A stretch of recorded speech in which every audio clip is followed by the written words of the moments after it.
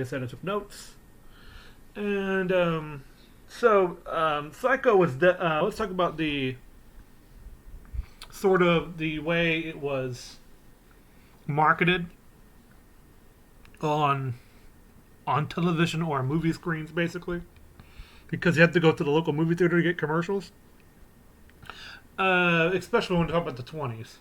But this wasn't made in the 20s. But I'm trying to think of where people might see it. I don't really know when it comes to the probably in the 1950s or something, because it was it was something else. And so I saw the thanks to Channel Awesome for making me go like the top 11 trailer video, and sometimes Doug Walker does have points. As I'm now grown, that I have grown up since since watching his content. And yeah, so but still, the number one he had, and I'm going to spoil it because I don't care. And it was Psycho. So Alfred Hitchcock, during the whole trailer for his own movie, spoils the movie for you, but he doesn't show it. He tells you what happens in this house, but it doesn't say that. Well, it doesn't specifically say this happens in the movie, but he does imply it. And Alfred Hitchcock goes to the hotel, and they open the shower, and then you see her scream. It is a really effective trailer at getting you to go to the movie for two different reasons. I don't know if it's as great as Doug said it was, but it's definitely effective at getting people to go to see the movie for two reasons. One is morbid curiosity. You have to remember at this time, suspense and horror like this wasn't really shown on the screen, and people are like, "I want to see that movie. That looks so interesting, but I could be scared out of my mind." And the other reason is that he was really famous, and showing all this stuff, and people knowing that this guy knows his stuff is definitely like he's a brilliant man. He's known for this kind of dark sense of humor, which is actually very palatable today. Because if you ever watch his Alfred Hitchcock Presents show, it's actually a really good show because Alfred Hitchcock would introduce his segments, and he has a morbid sense of humor that actually is very good today. And you're like, oh my gosh, people must have thought he was nuts back then. But no, it's kind of cute today, because we have desensitized ourselves to some sort of violence. They're still good stories. You actually should go see that show as well. So, it's even interesting. The credits for the movie is, as you can see, there's a sliced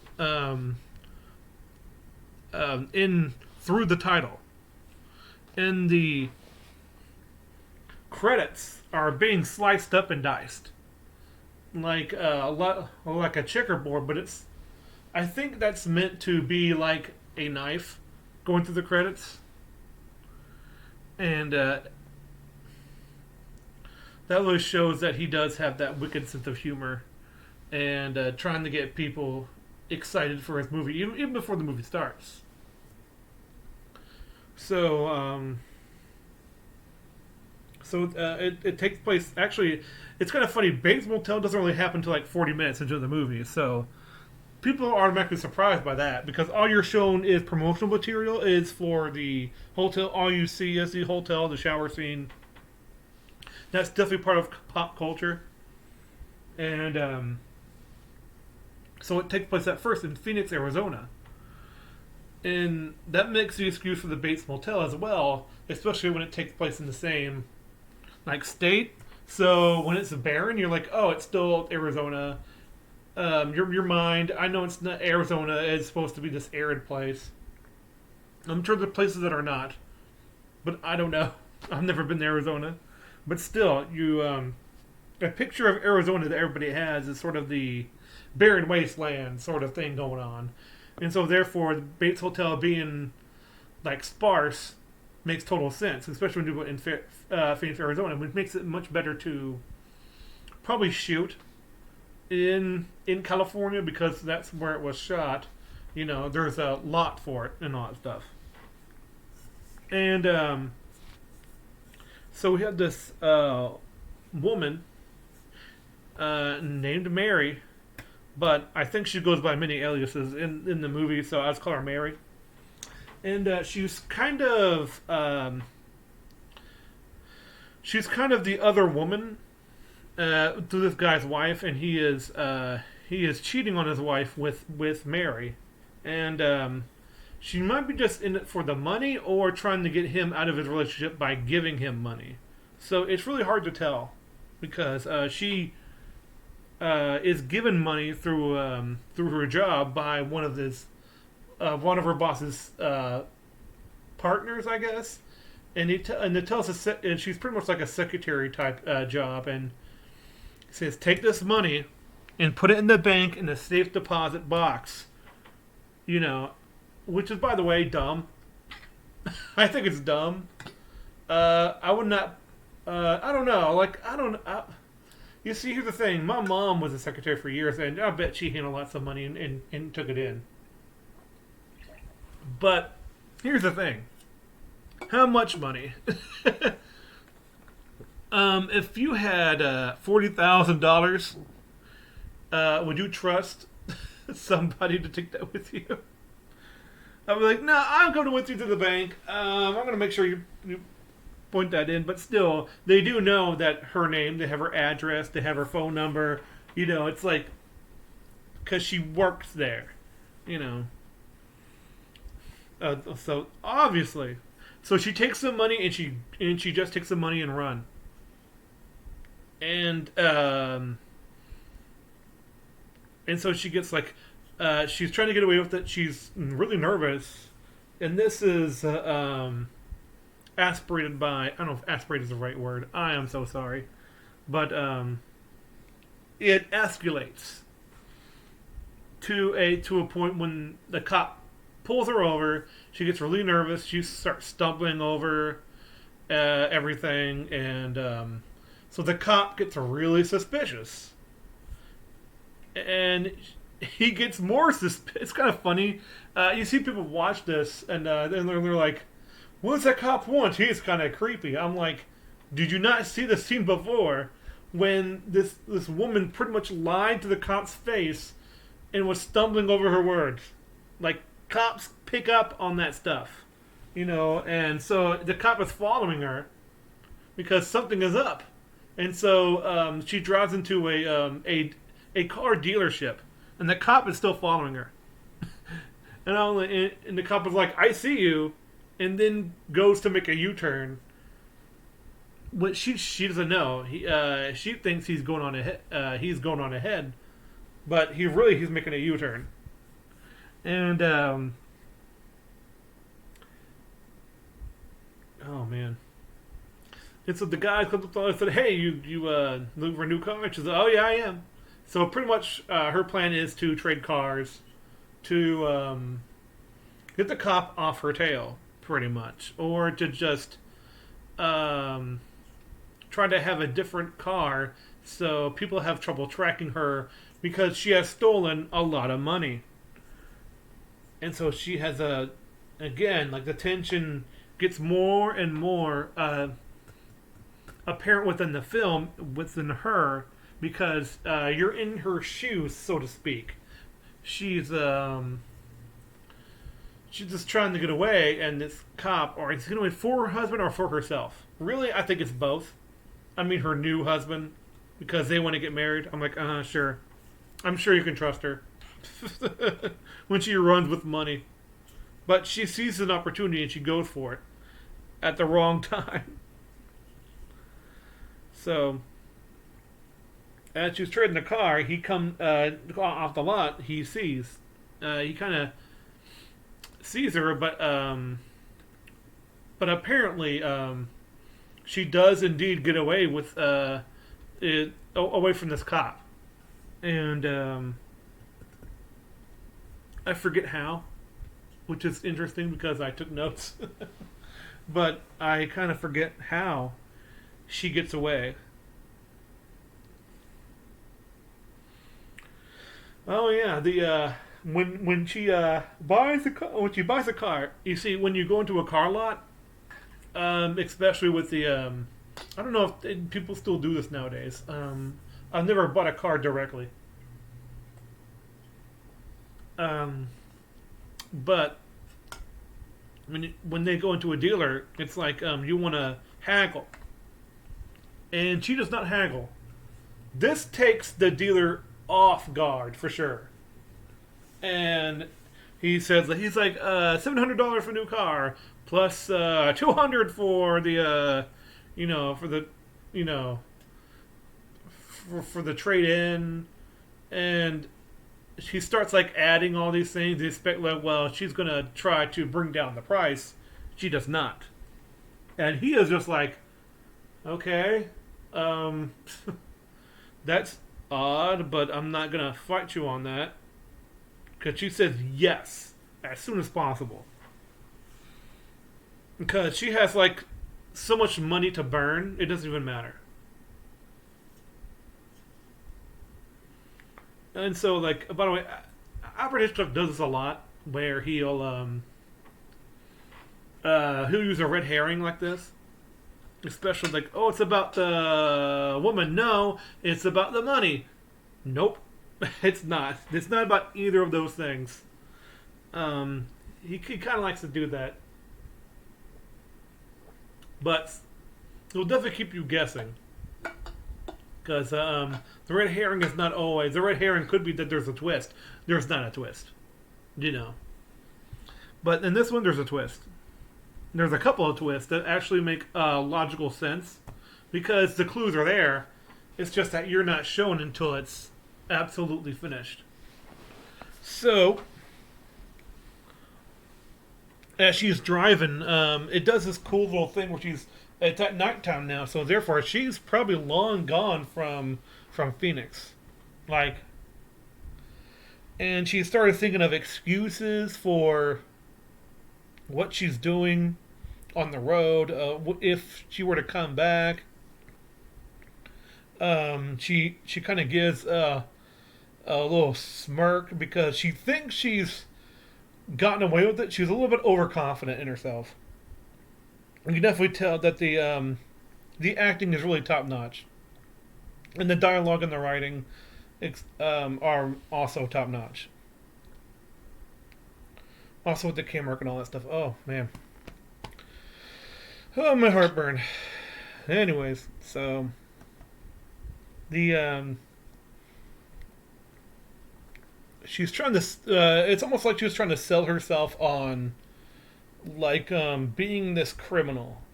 You know, what she did was justified, and it's very interesting for the like when you do things for a while, you think I'm happy now, but when you sit down and actually think about it, without an activity, or it's almost like going through death. You know, the stages of death. Sort of like you go through the top five things about death.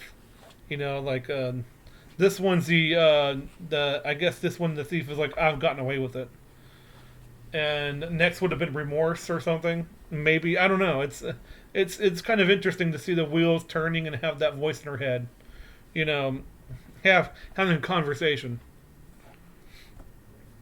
Especially when the conversation it's not with herself, but it's what you think about what will happen if she talks to other people. Because there are other people's voices in there that she is repeating because she's been in that job probably for a long time and she knows what they'll act like and all that stuff and if she is believable or not.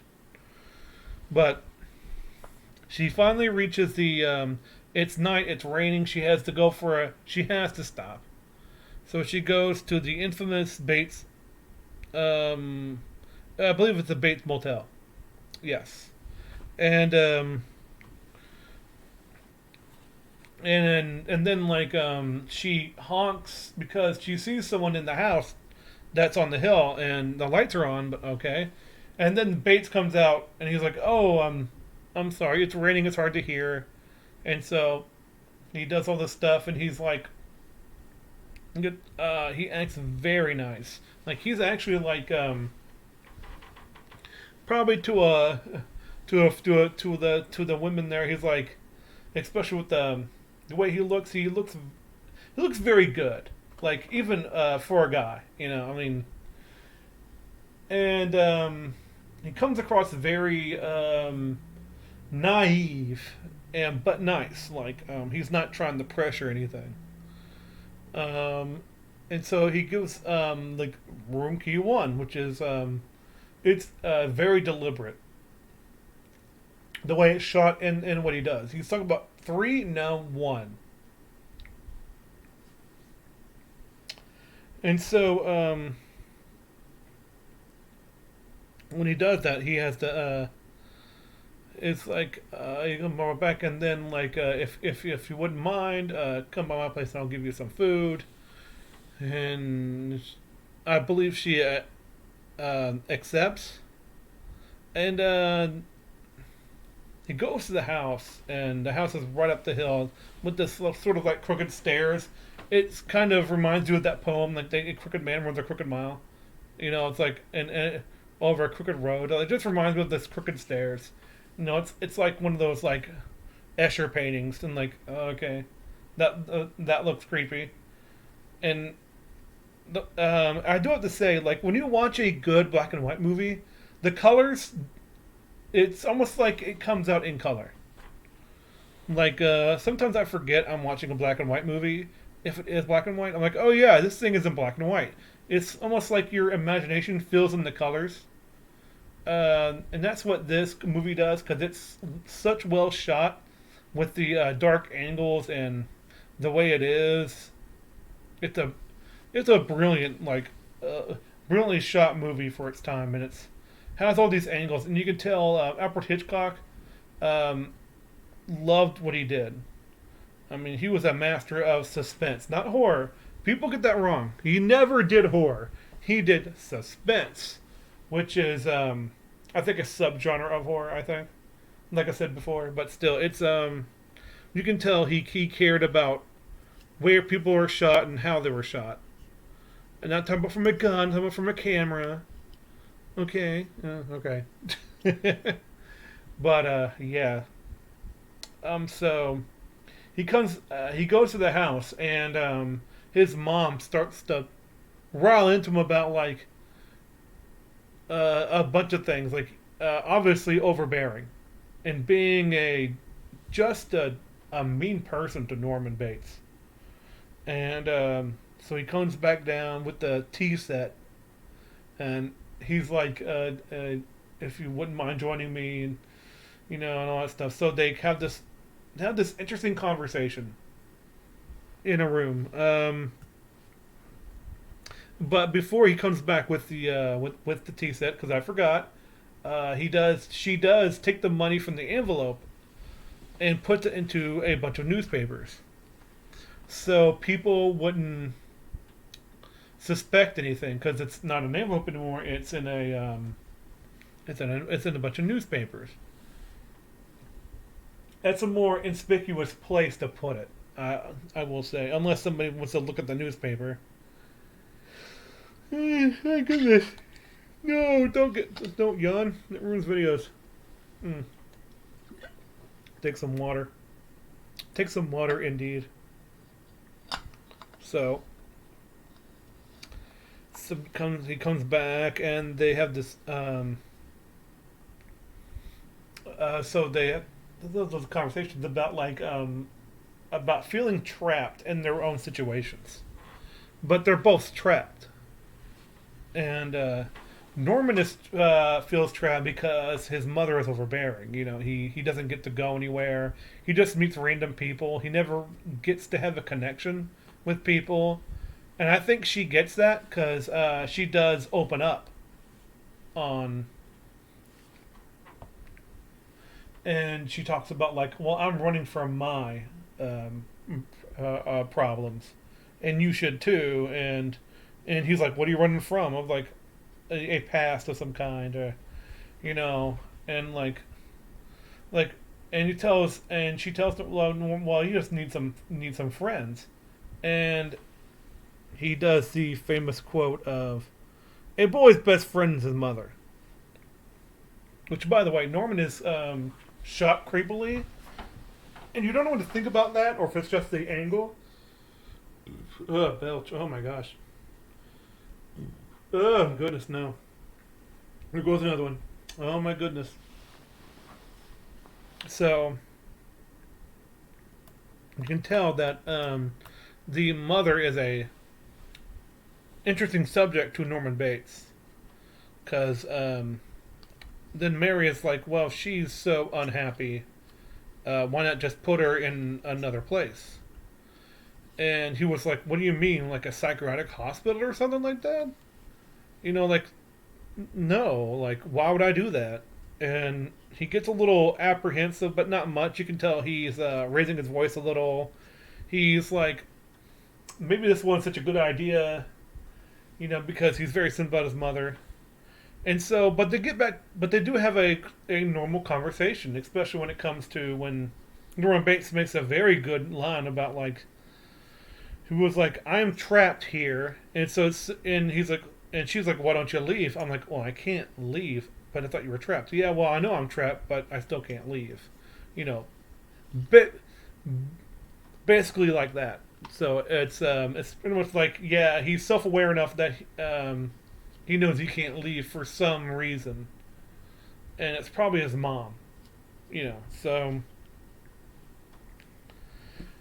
uh, so but here's the thing though. It gets worse because he starts talking about his taxidermy. He loves to taxidermy birds. Um, and he says like, my mom is like these birds because she's harmless. She doesn't need to put in a home. They're harmless like these birds I stuff. And so and he's like, I think this has gone too far. I think I'm revealing more than I should. I think she knows that too about herself, and so they kind of just mutually just agree to just drop the subjects and just part their ways. And so it turns out that Norman's more of a creeper and a disturbing person than we thought he was, since he doesn't get to know people that much. I'm sure, or he's deprived of a physical interaction with people, especially when it comes to sex. He has a peephole through one in his office. Like his office is right next to the one suit. What I mean is the hotel room number one, suit one, and he spies on her while she's undressing. And of course, they don't show anything, but the implication is, yeah, it is very creepy. And so she does indeed get into the shower, and that leads us to the infamous shower scene, which I'm not going to skip over that. That's probably the most famous scene ever.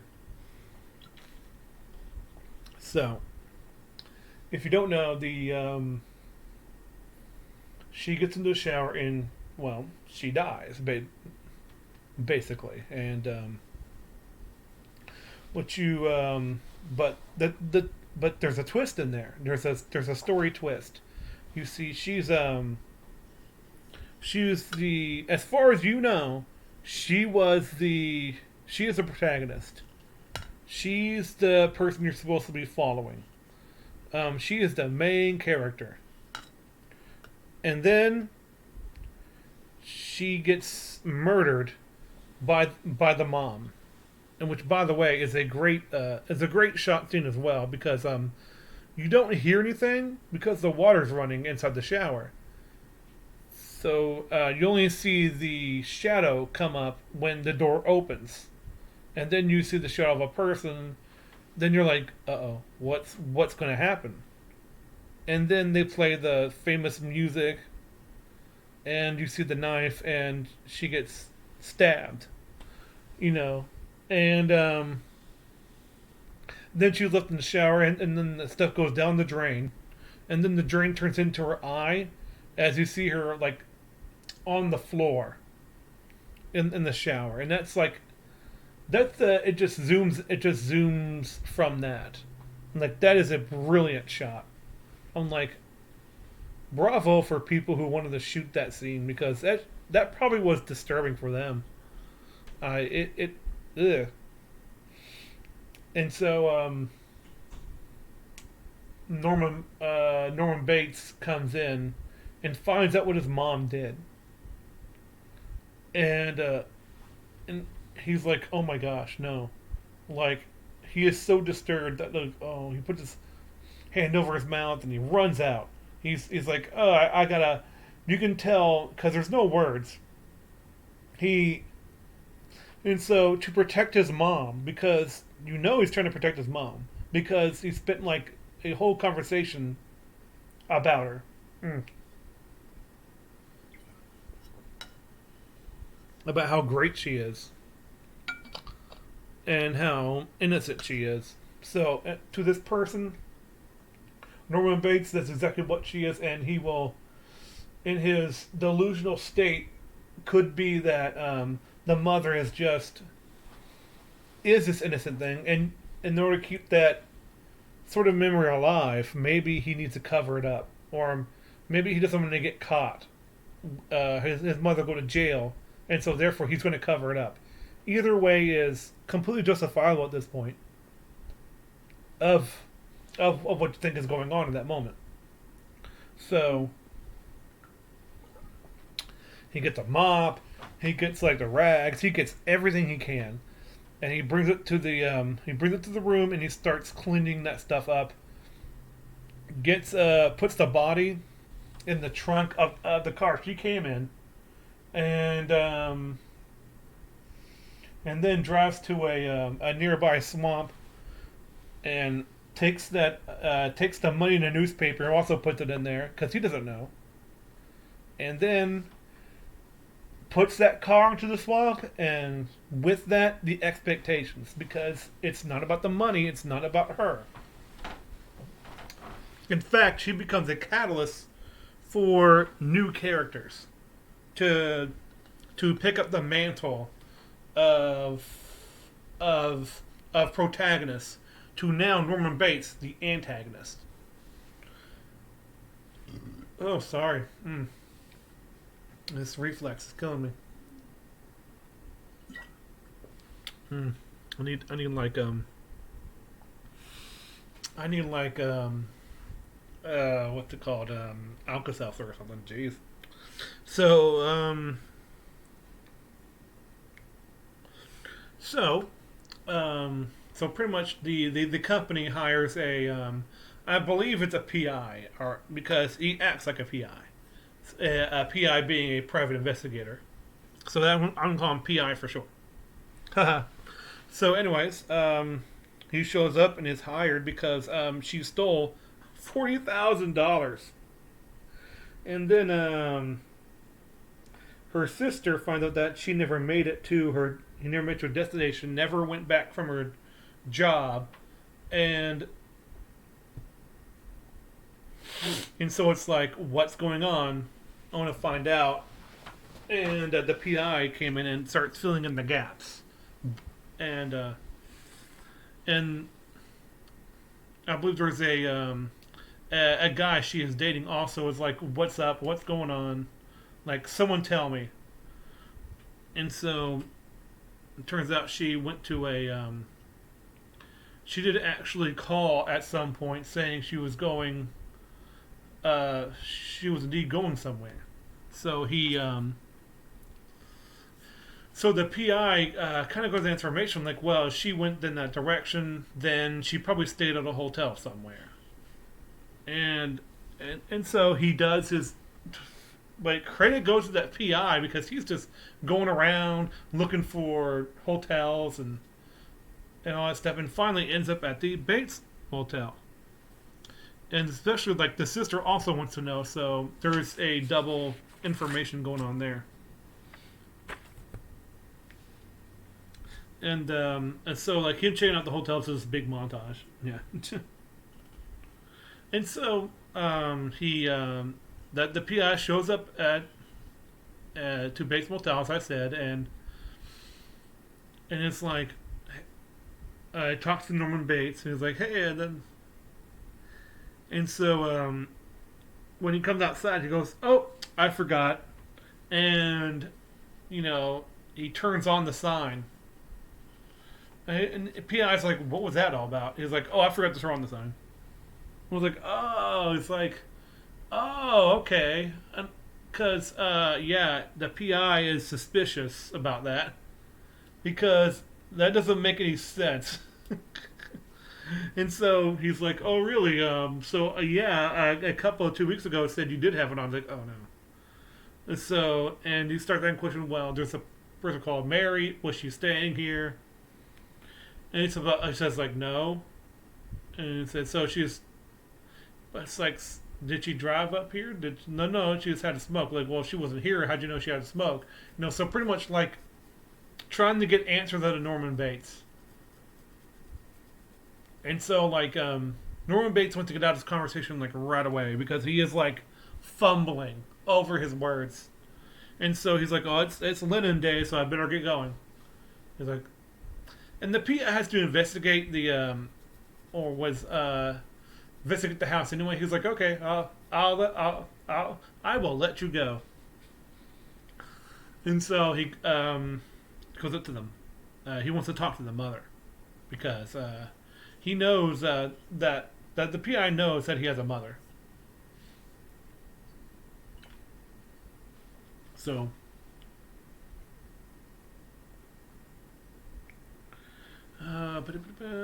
he and oh yeah, he just walks in to this house, which by the way looks like something like H.P. Lovecraft would stay in. But yeah, it's just like it's his house. He just walks in. He didn't knock or do anything because he's a private investigator. He doesn't want to knock, I guess, to get surprise on people. But yeah, it is kind of a.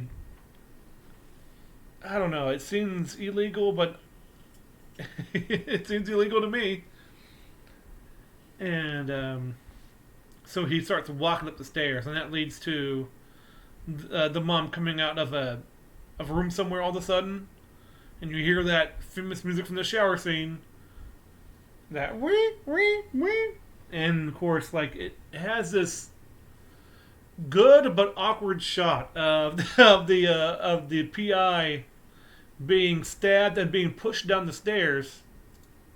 And when he falls down the stairs, he's backpedaling at the same time. I'm like, how? Like, okay. And he's kind of like falling down but it looks like he's falling down a cliff. Like, his arms are waving in the air. It's like, ah, if you ever seen like Wile E. Coyote or something.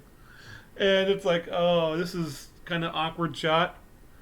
But he still falls down, and then when he falls down, she pretty much double taps him and starts to stab him repeatedly on the ground. And it's like, oh, like this old lady, man, she's going ham on these people.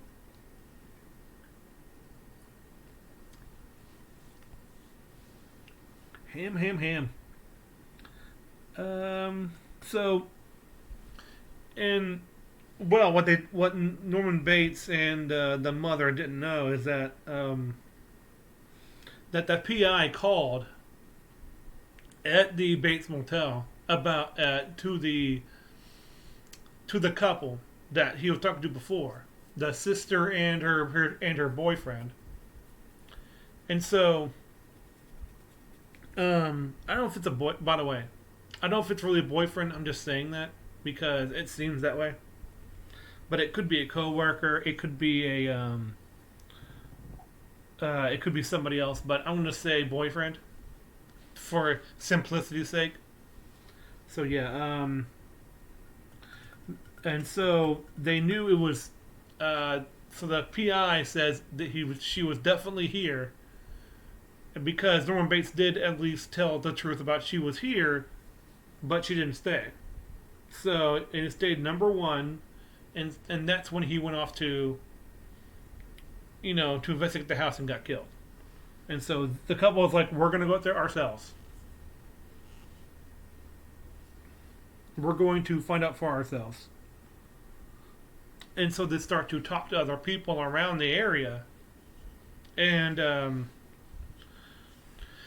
it turns out that the mom is supposed to be dead. And not only that, they say she's been dead for many years. So that raises a lot of questions about to the audience about who could that be, or are they lying, or could they be misremembering? Who knows? So that puts something in your head, and as soon as they walk in, they're driving over there saying, what's our cover story?" Which is a good question. And so they start to have this dialogue about like we need to okay, our story is our husband and wife, and we're traveling, and we need to stop somewhere for the night. And so like, okay, that's good enough, and so they're pretty much like pumping themselves up to go and confront this guy, because this guy clearly is hiding something. They don't know if it's murder or not, but they're definitely kind of angry at this person before. It's not noticeable in the movie, but I kind of get that from the guy's perspective.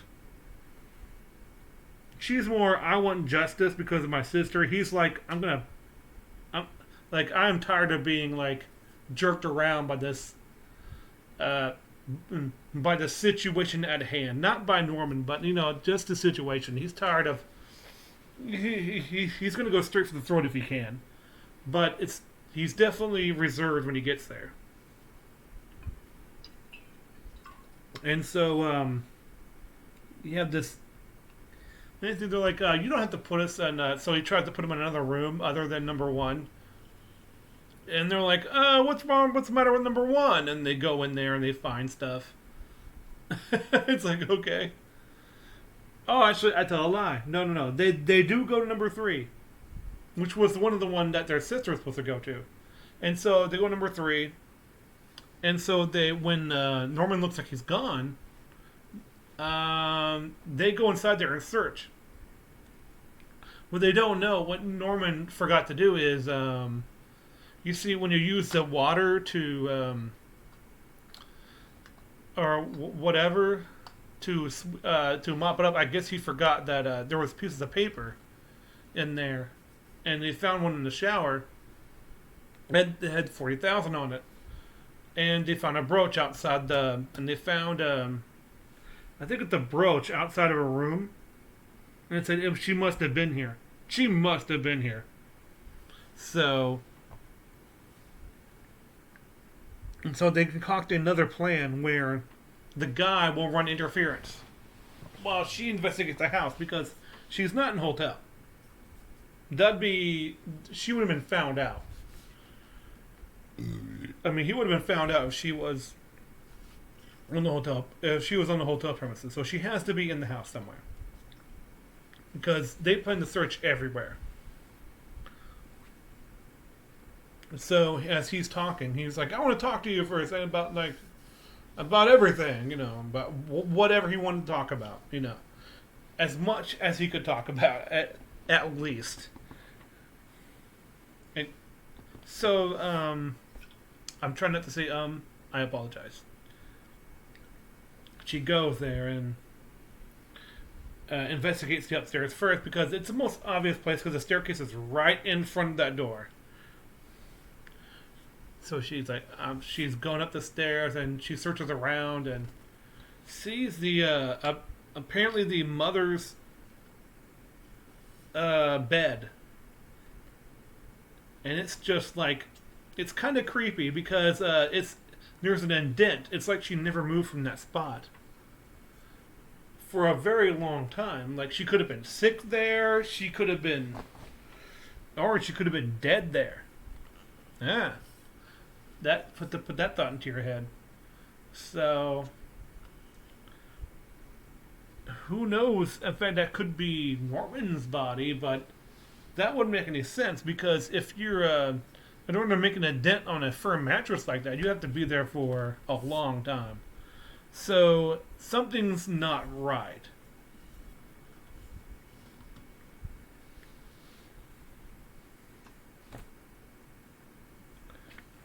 As things come to a head, the guy named Sam distracts Norman Bates. As I've said, of course, I am repeating a little bit. I apologize. And he starts to he starts to know even more and more that this Norman Bates is getting impatient with them, and he's gonna really get impatient with himself.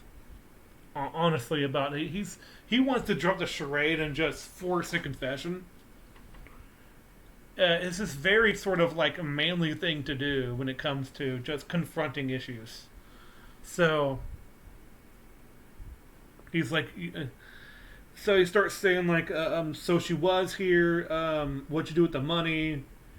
And he's like, Norman starts putting it together, and he starts to look outside. He's like, where is she? Like, where's that woman at? It's like, oh no, she's in there. And so like he doesn't let him. Sam does not let Norman pass to go search for the sister, and not his sister, but Mary's sister. And so he takes something by the side and knocks him out. And by the way, this scene is pretty lackluster because the fight, as much as Alfred Hitchcock is a great director, I don't think anybody there knows how to do fight choreography because they look like they're like doing a Wrestleman's like arm lock, and then he picks up a something from the mantle and just knocks him out. And I'm like, wow, that's terrible. But still, it's a little minor thing. Almost a nitpick, but still, it is. It is. That is something I'm like, that draws me out like a little bit. You could have done a better job than that. You could have covered that up.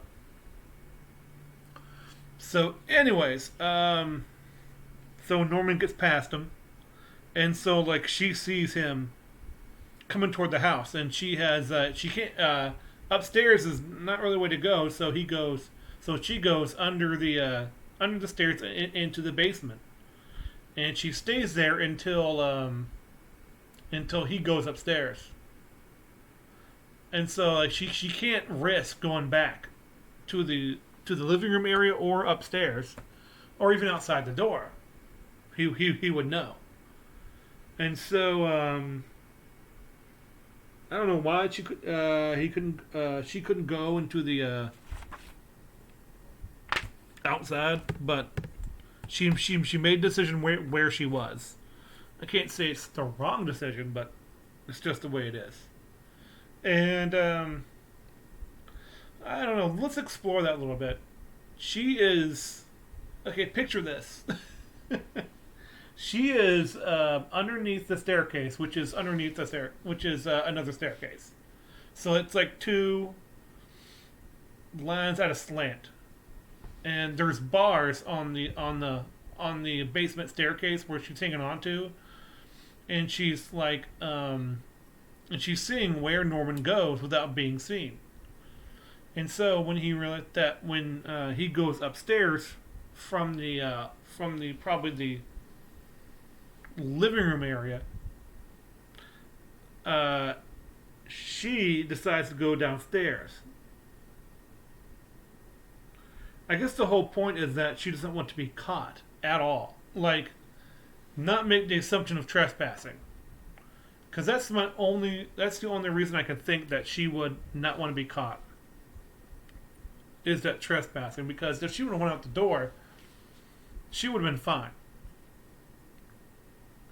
But anyway, I mean, she would have been fine because I know the logic of what's going on in the movie, what's going on next. But in accordance with that, yeah, I guess you could hide a little bit longer. But eventually it'd find you anyways in that basement. So it doesn't make any sense. So yeah, that part's a little interesting. Like why not just run out the door? The door's right there. Just do it. Let's go around that corner of the stairs and go outside the front door. There's kind of a back door somewhere. But anyways, not here or there. But she does decide to go deeper to the basement, and she does shut some doors. I mean, like doors he can't hear because you don't shut some doors because they'd be too loud.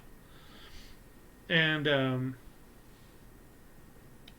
so she actually finds a rocking chair with somebody in it, and she instantly like it must be the mother. It must be. And so she says like Mrs. Bates, like trying to get her attention. And so she taps it on the shoulder and sort of like not like tap tap, but like taps him on the shoulder like very gently, and then she kind of drifts it slowly to the other side because it seemed to be like a swivel chair or like a rocking chair that can go around. And when it comes around, it ends up being a skeleton with a wig on it, or it's a preserved body of a of his mother, and she is dead. Those people who told you earlier it was dead for many years, they were correct. He's been keeping it in there for a long time, and therefore the indent of where the light shines every night, because that's where she used to be. That's where I think he probably embalmed her, because his hobby is taxidermy, so he could preserve his mother. So that's a disturbing now thing to think about if you never thought about that before. And so seeing the skeleton, I mean this well preserved like skeleton, she goes nuts. She yells because that's a natural reaction. It really is. And she gets caught. And you see someone, you don't really get to see a good look at it, but there's a person with the, it looks like to be grandma, but it turns out to be Norman Bates with the wig. And unfortunately, the guy that Norman Bates knocked out is now conscious and able to restrain him from hurting anybody. And Norman Bates is arrested. Arrested.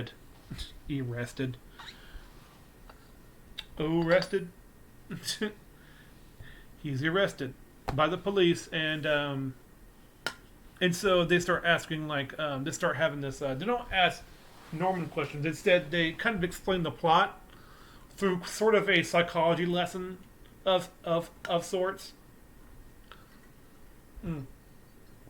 Sorry, I need water. My mouth is just drying out quickly today. And so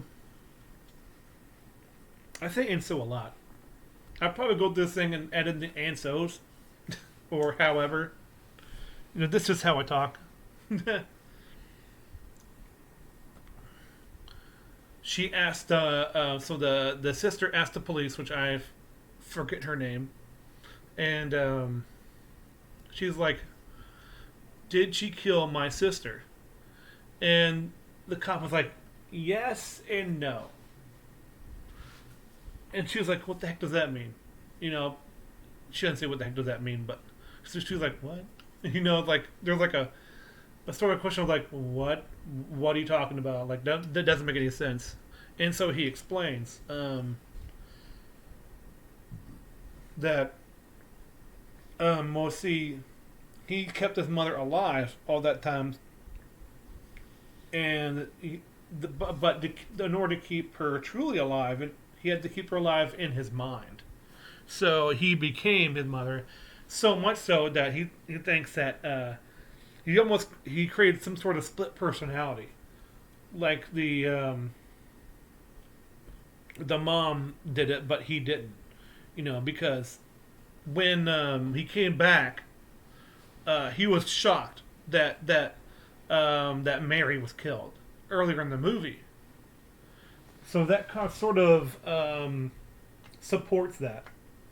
And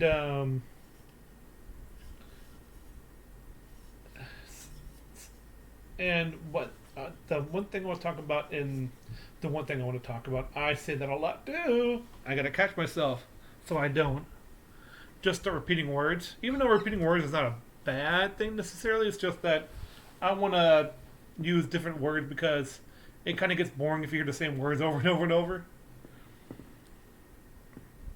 However, the final scene is probably the one of the greatest frames of ever when it comes to how a person should look being scary without even trying.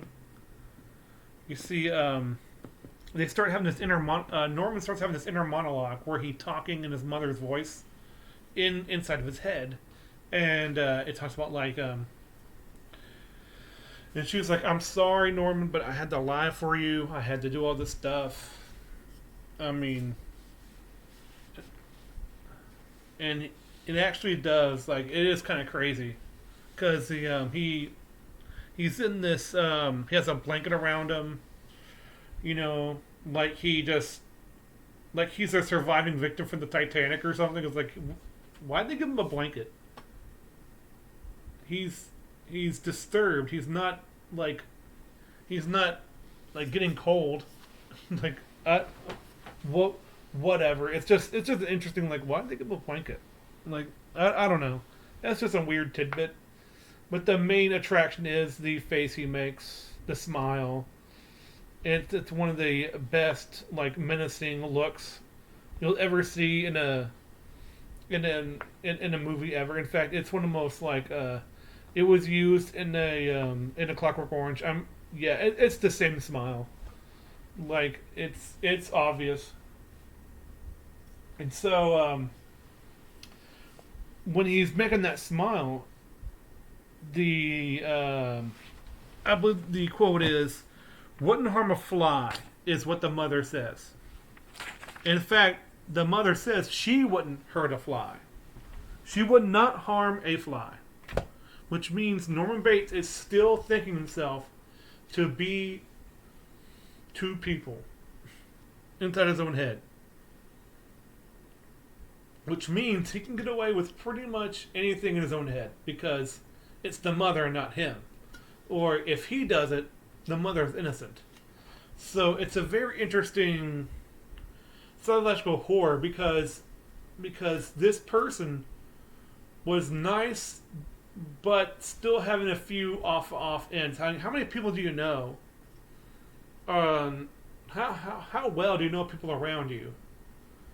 Like, they have tics. Everyone has their own tics or quirks. And Norman's was that he was a little, what do you call it? When you don't like other people. Like, he didn't like other people. Not really. He's not used to them. He was a little bit scared of other people. He doesn't work well with others. And that sort of he I would guess he grew up as an isolationist. Probably in that Bates Motel. I mean, there was a series, but I've never seen the series. But I would assume that the only person he had around to give him advice was his mother, and probably smothered him, overbearingly so. That would be my guess. It's an interesting character study of, the people that you know are just strange, but do you really want to know strange people? Like, it's sort of like this fear of, like, how of dentist. They have this job to dig into your teeth, but how well do you know them? Like, how well do you know people who live out in the middle of nowhere and supply a service? Are they good people? Like, Are you sure you're safe on long trips? You know, it's definitely something that plays into a common fear about mankind's inner workings of people around you, or maybe you have that fear sort of yourself when you lose, when you yourself go crazy. So yeah, it's an interesting character study of Norman Bates because there's a lot you can get from that movie about him, about how he could have grown up, how he deals with it, how he could have dealt with it. Could he have gotten help? Who knows? You know, that's it wouldn't be an interesting movie if they did that, but you know, you could do probably a whole history, a whole character history, or anything like that on just Norman Bates, because there's enough in there in that little bit just to infer something that could be there. You know, it doesn't necessarily have to be there, but it comes off something that is there that you can come from. You know, like we know he could be schizophrenic. He could have a split personality. He could be bipolar. Who knows? Like, but he's definitely thinks he has. Definitely thinks his mother is alive. Like it's very definite. So yeah. By the way, in the shower scene, they use chocolate syrup as sit-in scream. So yeah. Because they were trying to find something that had the consistency of blood. Since it's black and white, they're going to use chocolate syrup. And it was very effective because you can't tell the difference. That's fair. Because blood's not clear. So, alright. I